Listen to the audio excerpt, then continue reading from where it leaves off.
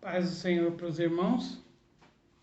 Damos graças a Deus, por mais uma oportunidade que o Senhor nos dá de estar trazendo até vocês mais uma videoaula, Hoje estaremos estudando a lição 10. Provai se os espíritos são de Deus. O texto áureo diz assim: Amados, não creiais em todo o espírito, mas provai se os espíritos são de Deus, porque já muitos falsos profetas se têm levantado no mundo. Está em 1 João, capítulo 4, versículo 1 em diante. Se você lê lá, em 1 João, capítulo 4, versículo 1 até o 6, ele fala para a gente não crer em todos os espíritos, mas discernir o espírito para saber se é de Deus, porque existem muitos falsos profetas, E diz que aquele que não reconhece que Jesus Cristo veio em carne é de Deus, esse espírito, Esse espírito é de Deus.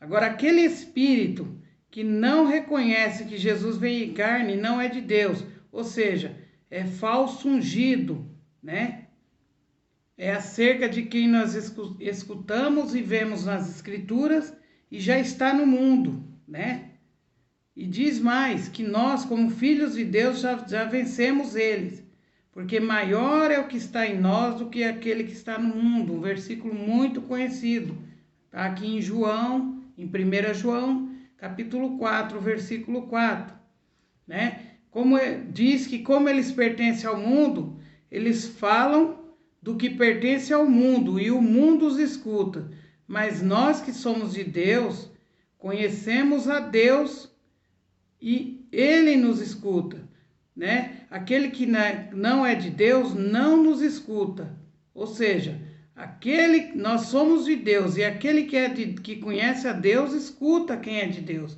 mas aquele que não é de Deus não vai escutar, Ou seja, é por isso que conhecemos o espírito da verdade e o espírito do engano, ou seja, através disso nós vamos saber qual é o espírito da verdade e qual é o espírito do engano, Nós glorificamos a Deus por isso.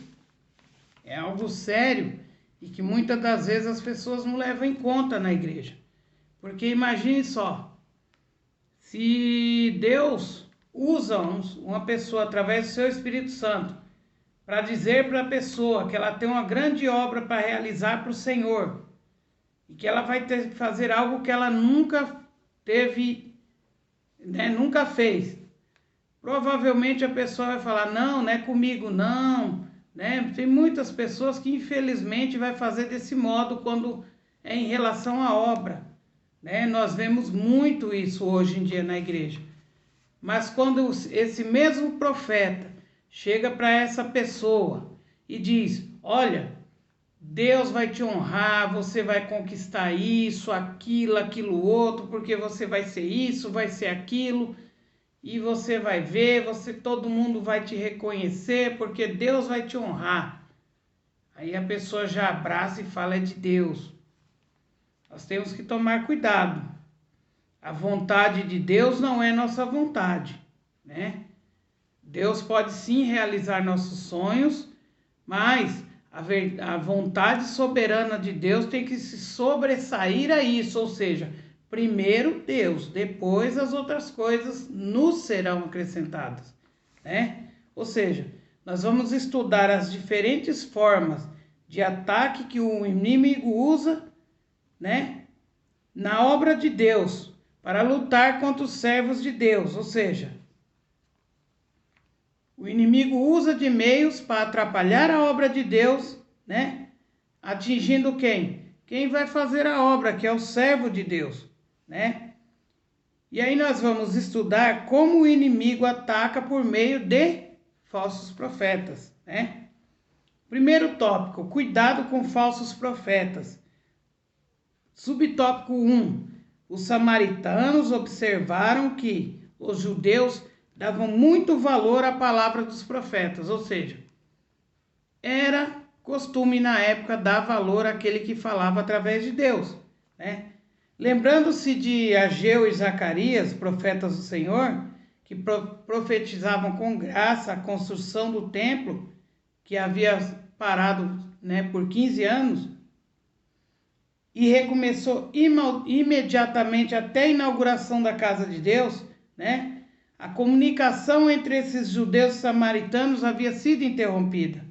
Então os judeus se recusavam às propostas de cooperação, né? E não aceitavam a visita deles. Já vendo que era constante a recusa da oferta de amizade, né? Os samaritanos procuram influenciar os judeus por meio de profecias. Quem foi usado? Tobias e Sambalate, né? Eles subornaram alguns profetas, entre eles a profetisa Noadias, para atemorizar Neemias, dizendo que ele estava em perigo de morte e devia fugir para o templo, para salvar sua vida. Está lá em Neemias, capítulo 6, versículos do 10 ao 14, né? Temos também o exemplo deixado por Balaão, que prova que qualquer profeta que aceita suborno ou recebe dinheiro para profetizar é falso profeta. Devemos ter cuidado, né, com os falsos profetas, para que eles não encontrem espaço na igreja. Por quê? Porque aquilo que o Senhor nos dá é dom. O dom é gratuito, advindo de Deus, através do seu Espírito Santo. E a Bíblia nos diz: aquilo que recebeste de graças dai.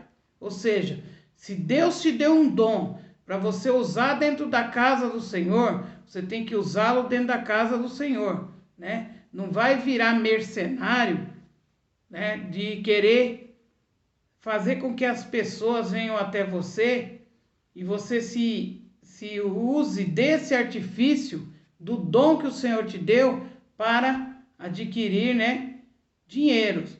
Porque uma coisa é receber oferta, porque é ofertar daquilo que a pessoa tem ou sente no coração. Outra coisa é você colocar um limite ou um valor para que você faça aquilo que o Senhor te deu como condição, como parte da obra dele aqui na terra. Então você é um servo, então você tem que servir e não ser servido, né? É claro que a Bíblia diz que o obreiro também tem direito ao seu salário, mas como falei, se for oferta, no meu entendimento, oferta é válido porque é algo dado de coração, é voluntariamente, você não está induzindo a pessoa a isso. Amém? Segundo subtópico, Neemias tinha o dever de examinar a profecia recebida, e ele fazia isso, né? Primeiro ele estranhou a ordem para fugir, depois ele observou que não tinha direito de entrar no templo, porque não era sacerdote. Então ele compreendeu que tudo era o quê? Cilada de Tobias e Sambalate para que ele ficasse com medo e pecasse. Concluído o exame da profecia, ele pôde dizer: conheci que não era de Deus. Está lá em Neemias, capítulo 6, versículo 12. Ou seja, nós temos que aprender através do Espírito Santo, conhecer quando a profecia é de Deus e também reconhecer quando ela não é de Deus, né? Que é para não cairmos nas astutas ciladas do inimigo. Segundo subtópico, a Bíblia revela a existência dos falsos profetas. Primeiro, no Antigo Testamento, tem o exemplo relatado em 1 Reis 13, né? Onde um homem de Deus, de Judá, profetizou com muita coragem, advertindo, né, o ímpio rei de Israel, que estava junto do altar queimando incenso, onde ele diz: altar, altar, assim diz o Senhor, eis que um filho nascerá à casa de Davi, cujo nome será Josias, o qual sacrificará sobre ti os sacerdotes dos altos que queimam sobre ti incenso, e ossos de homens se queimarão sobre ti. E deu sinal, né? A palavra era do Senhor, ou seja, ele demonstrou que a palavra era do Senhor. O sinal foi o seguinte: eis que o altar se fenderá e a cinza se derramará. Está lá em 1 Reis, capítulo 13, versículo 3. O rei ouviu aquilo, estendeu a sua mão dizendo: prenda esse homem, né? Mandou prender o homem de Deus. A mão que ele estendeu secou-se e não podia voltar, né? A mão dele ficou esticada e seca. E o altar veio a se fender e a cinza se derramou, como o profeta havia proferido. A pedido do rei, o profeta orou e Deus restituiu a mão do rei. Ela voltou a ficar sã. Deus tinha dado ordem para que o profeta não comesse nem bebesse naquele lugar e voltasse. E não voltasse pelo mesmo caminho. Está em 1 Reis, capítulo 13, versículo 9. Naquele lugar havia um velho profeta, né? E o filho lhe contando o que aconteceu, né? E o que o profeta vindo de Judá tinha feito. Esse velho profeta foi ao encontro do homem de Deus e o convidou para comer pão. O homem de Deus recusou. E aí ele usa o seguinte argumento: o anjo do Senhor me falou, ordenando que eu te convidasse, profeta de Judá, a voltar e comer pão na minha casa. Está lá em 1 Reis, capítulo 13, versículos do 11 ao 15. O homem de Deus não discerniu, ele não teve a decência, né? Vamos dizer assim, de prestar atenção no que ele estava ouvindo e tirar a prova e voltou. Depois que ele começou a comer o pão, quando ele estava comendo o pão, Deus toma o velho profeta em profecia e diz: visto que foste rebelde à boca do Senhor, antes voltastes e comeste pão, o teu cadáver não entrará no sepulcro de teus pais. Está lá em 1 Reis, capítulo 13, do 21, versículo 21 a 22. Ele comeu, voltou ao caminho e confrontou-se com um leão que o matou e o deixou jogado na estrada. O velho profeta veio, recolheu seu corpo e sepultou no seu sepulcro, chorando lágrimas, né? Conforme o autor diz aqui, e acredito também, certamente de fingimento. Por quê? Muitas das vezes nós não obedecemos a voz do Senhor e pagamos um preço caro. Então, nós temos que tomar muito cuidado com as profecias. Elas são de bênçãos, mas se não forem discernidas e não forem realmente da parte do Senhor, também pode ser danosas na nossa vida, né?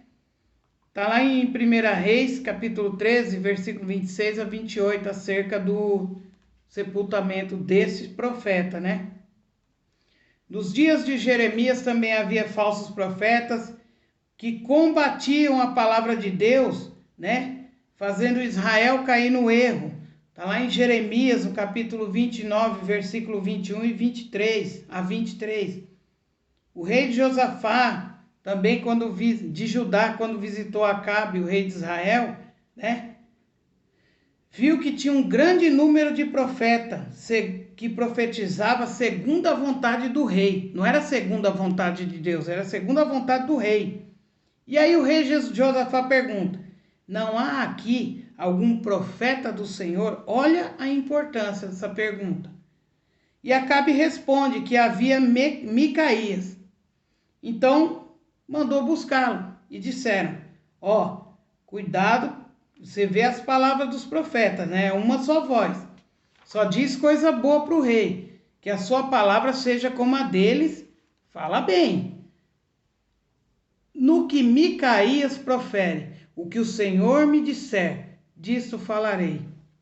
E como Micaías profetizou, assim aconteceu. Acabe morreu na batalha e nós conhecemos essa história. Está em 1 Reis, capítulo 22, versículo 5 a 28 e versículo 35 a 37. Ainda nos dias de Jeremias, né, os falsos profetas conseguiram influenciar alguns sacerdotes e enganar o povo através desses sacerdotes. Está em Jeremias, capítulo 5, versículo 31. Então o povo se desviou do caminho de Deus e se recusava a ouvir, né, as profecias verdadeiras de Jeremias, anunciadas por Jeremias, né? Moisés, Jeremias e Ezequiel combateram os falsos profetas e seus ensinos heréticos, né? Ou seja, os seus ensinos errados. Está lá em Deuteronômio, capítulo 13, versículo do 1 ao 18, Jeremias, capítulo 23, versículos 11 a 32, também em Ezequiel, capítulo 13, versículo 1 ao 18, né? E no Novo Testamento, Jesus advertiu o anjo da igreja em Tiatira por ter permitido uma mulher por nome Jezabel, falsa profetisa, que ela ensinasse e enganasse os membros da igreja, prostituindo-os. Ou seja, Jesus adverte o anjo da igreja, ou seja, o pastor da igreja, por ter permitido essa situação. Está lá em Apocalipse, capítulo 2, versículo 20 a 23. A Bíblia nos adverte que nos últimos tempos aparecerão falsos profetas, né? Em Mateus 24, do versículo 11 ao 24, Jesus fala disso. Também o anticristo estará operando grandemente. Está lá em 1 João, no capítulo 2, versículo 18, e no capítulo 4, versículo 2 e 3. E ele fará, o anticristo, fará com que os falsos profetas operem sinais e prodígios de mentira, com engano e injustiça. Está em 2 Tessalonicenses, capítulo 2, versículo 9 e 10.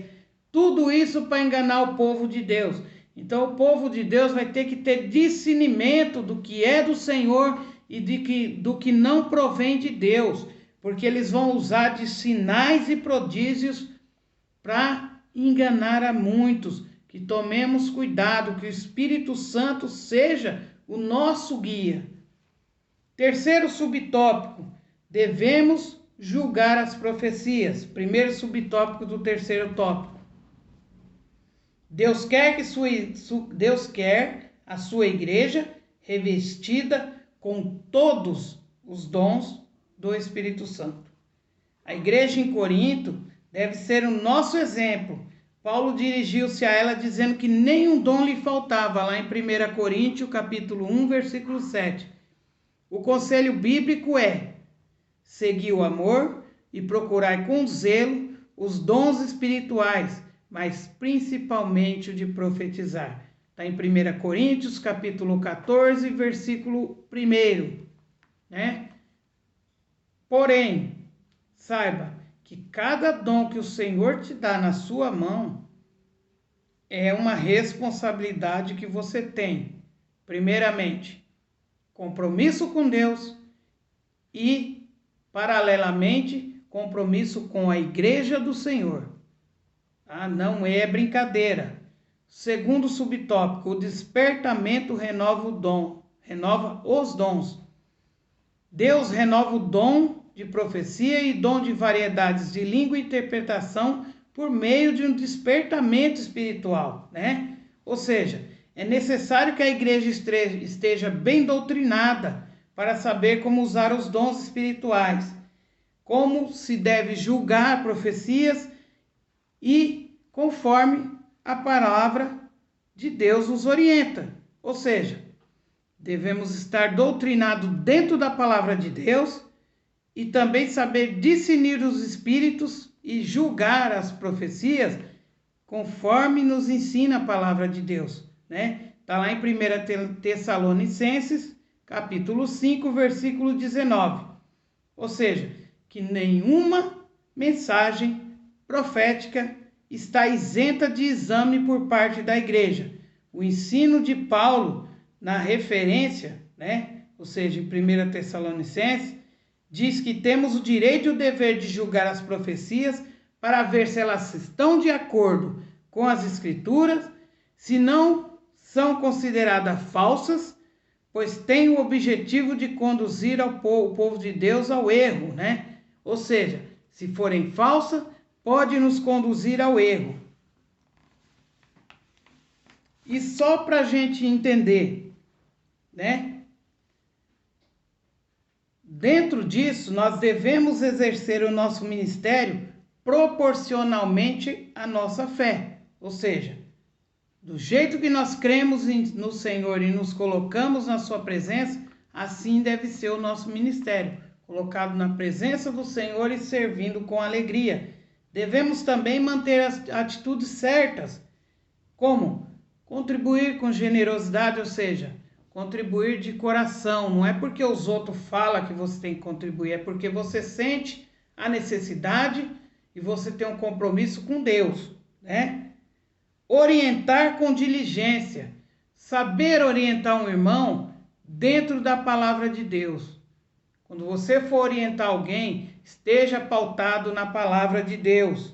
E também ter alegria em demonstrar misericórdia. Não faça nada forçado e nem fingido, que o amor não seja fingido, mas que seja de coração. O que você fizer seja de coração, para que o Senhor se alegre e honre o seu trabalho como servo do Senhor, né? Quarto tópico, por que devemos julgar as profecias? Primeiro subtópico, porque a palavra de Deus nos manda julgá-las. Está lá em 1 Tessalonicenses, capítulo 5, versículo 19 a 21 e 1 Coríntios 14, versículo 29. Por que os que profetizam são sujeitos a falhas, né? Mesmo que a mensagem venha de Deus, pode ocorrer que aquele que está sendo usado, né? Se ele não estiver com o fruto do Espírito na sua vida, ou seja, em comunhão com o Espírito, a transmissão da mensagem pode ser prejudicada. Ele pode errar, né? Na hora de entregar a mensagem. Está lá em 1 Coríntios, capítulo 13, versículo do 1 a 3. A pessoa pode usar a emoção, né? Então tem que tomar cuidado com isso. Terceiro subtópico, porque pode haver conhecimento prévio dos fatos, né? O que profetiza, quando o que profetiza conhece o problema da pessoa, para quem ela está profetizando, né? Há o perigo de que sua opinião pessoal venha influenciar o conteúdo da mensagem. E a Bíblia diz que tem a palha com o trigo, está lá em Jeremias capítulo 23, versículo 28, ou seja, a palha e o trigo não tem nada a ver uma coisa com a outra. Então, tomar cuidado com isso. Por isso que muitas das vezes, quando o Senhor usa uma pessoa para falar com você, provavelmente você não a conheça ou ela não faz parte do seu convívio pessoal. Amém? Não que não possa ocorrer, mas isso é um meio de evitar erros, né? Na entrega da profecia, porque Deus ele é sábio em todas as coisas, né? Bom, um exemplo foi o profeta Natã, que ele entregou por conta própria uma mensagem profética a Davi. Está lá em 2 Samuel, capítulo 7, versículo 2. E Deus manda que ele vá até o rei e corrija aquilo que ele fez, né? A profecia que ele deu. Está em 2 Samuel 7, capítulo 7, versículos 4 até o 6. Existe também a possibilidade que o profeta, ao enunciar a mensagem profética, esteja influenciado por um espírito maligno e disseminador de mentiras, né? Em 1 Reis, capítulo 22, versículos 7, 11, 19, 21 a 23, fala sobre isso, né? Então nós temos que tomar cuidado, né? Às vezes a gente acha que é de Deus, mas a pessoa deu brecha e o inimigo usa o que é instrumento de Deus para disseminar mentira e acaba enganando muita gente. Quinto tópico, como devemos julgar as profecias? Primeiro, examinando as escrituras.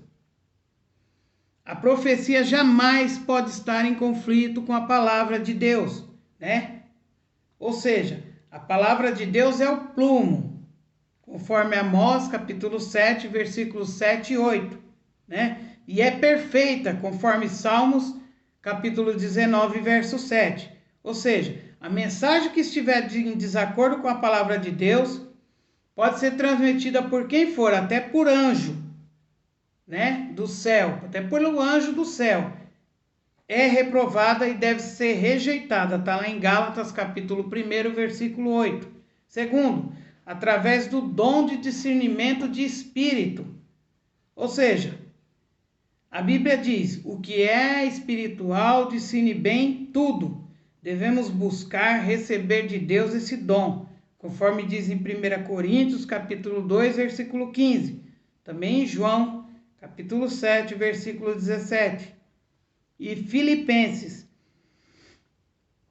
capítulo 1, versículo 10, né? Nós temos que ter esse dom de discernimento, para que nós não venhamos a ser enganados. Ou seja, quando a profecia é inspirada por Deus, quem tem discernimento reconhece. Está em 1 João, capítulo 1, versículo 5.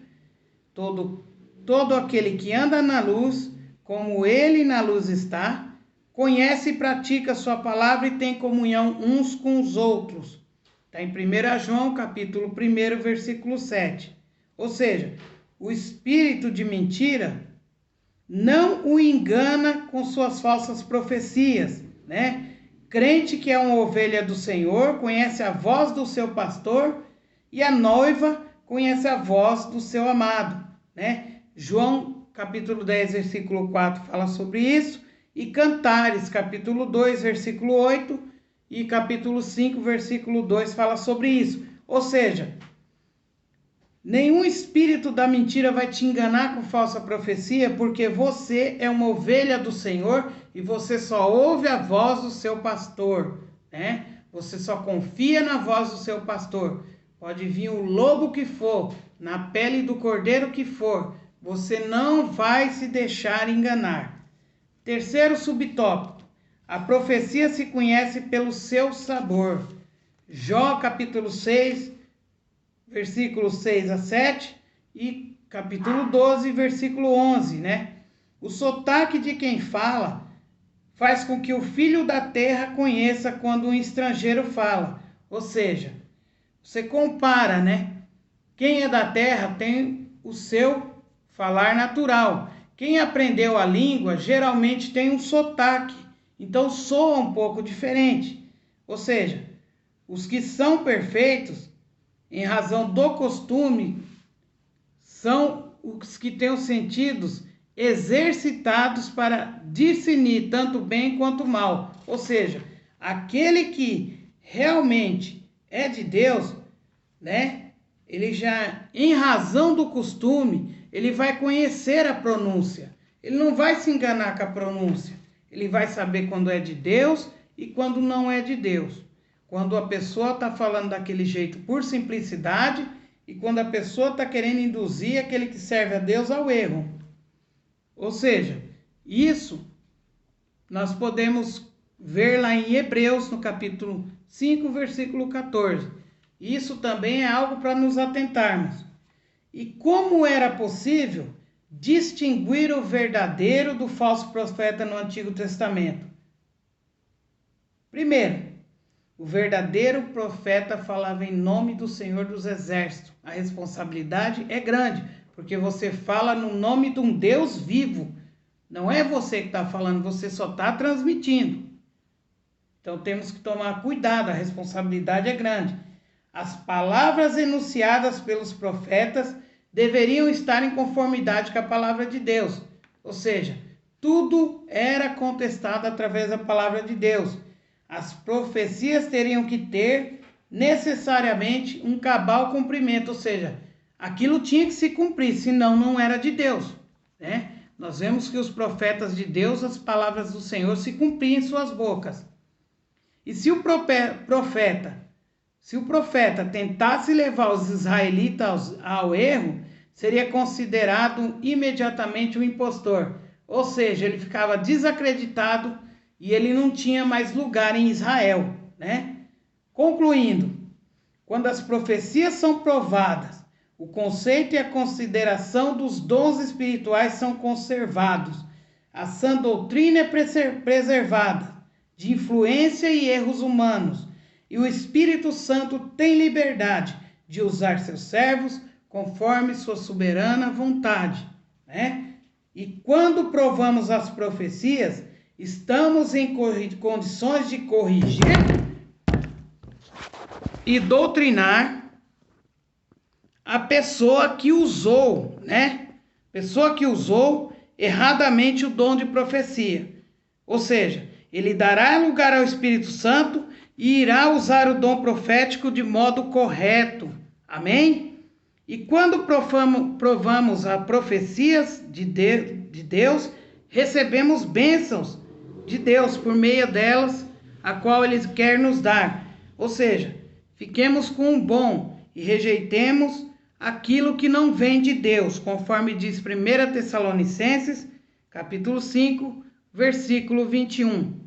Nós louvamos a Deus por isso e agradecemos por tudo que Ele nos tem concedido. Fiquem todos na gloriosa paz do Senhor Jesus. Deus vos abençoe grandemente.